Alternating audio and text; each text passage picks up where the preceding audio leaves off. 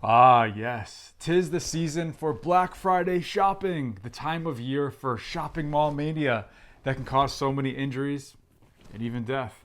It's typically your run of the mill shootings, stabbings, and injuries related to fights, stampedes, and motor vehicle accidents, and the occasional guy who goes shirtless and decides to whip people with his belt. Yes, that really happened.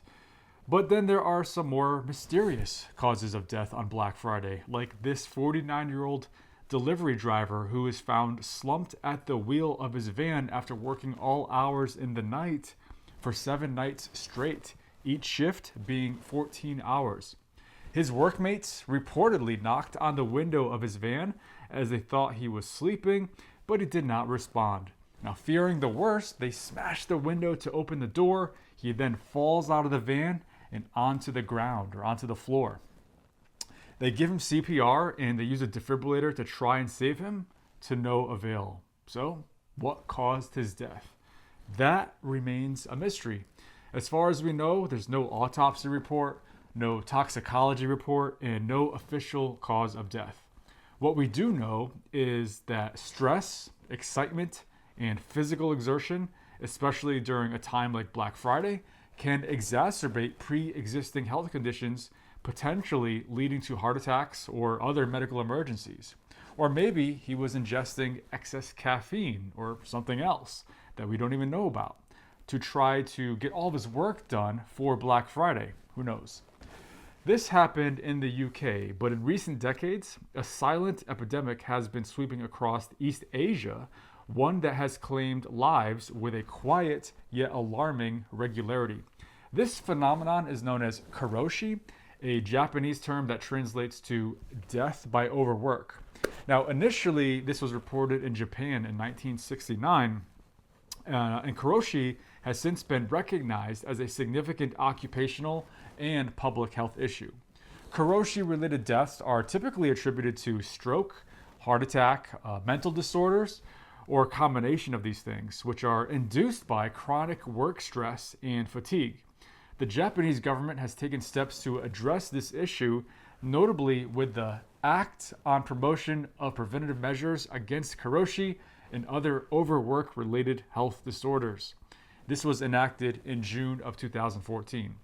And despite these efforts, the compensated cases of occupational mental disorders have seen a worrying increase, highlighting the need for more effective strategies.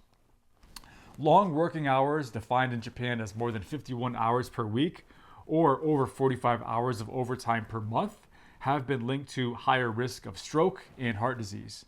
A 13% increase in the risk of coronary heart disease and a 33% increase in stroke incidence have been associated with working 55 hours or more per week.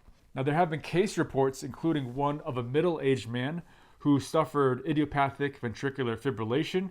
Ventricular fibrillation, basically, it's a fatal arrhythmia unless you get defibrillated in the nick of time. Well, anyway, he had idiopathic ventricular fibrillation following overwork and sleep deprivation. And this underscores the difficulty in proving causality, yet hints at a deep-seated problem. The connection between high demand, low control work environments and the incidence of cardiovascular diseases has been established. So psychological factors like stress, anxiety, depression, these serve as potential triggers for cardiac diseases. Overwork not only exacerbates existing physical ailments, but also may independently cause malignant arrhythmias, like the one I just mentioned, ventricular fibrillation, and these arrhythmias can lead to karoshi. We also know that excessive stress or mental anguish can also cause the broken heart syndrome. How can I explain broken heart syndrome? Okay, imagine one day you're walking down the street and out of nowhere, this random man takes his shirt off and tries to whip you with his belt. Your heart races, you feel a bit shaky, and even after the police subdue him and take him away, your heart's still pounding, pumping all that adrenaline to your body. That's your body's way of reacting to a sudden scare. Now, that kind of stress on the heart is what happens with broken heart syndrome, also known as Takotsubo cardiomyopathy. It happens when you have a huge, sudden shock or stress, like if you're really scared or really sad about something, It's actually most common in postmenopausal women. When something super upsetting or scary happens, your adrenal glands flood the bloodstream with stress hormones like adrenaline or norepinephrine, epinephrine, cortisol, and aldosterone. All of these stress hormones, which they're going to either directly or indirectly tell the heart to pump faster, pump stronger, pump harder. But if too much of this occurs, the heart, it becomes stunned and it becomes beaten down, and it basically mimics a heart attack, causing the heart to become weakened, much like your legs after doing 5 sets of squats. Now, the term takatsubo comes from the Japanese. Tako means octopus, and subo means a pot or a trap.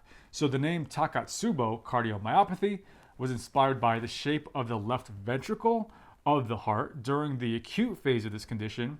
So it basically is resembling a type of pot used to trap octopi, in Japan. So the bottom of the heart balloons out. So what ends up happening is the bottom of the heart, it balloons outwards and it doesn't pump as well. It's now weakened.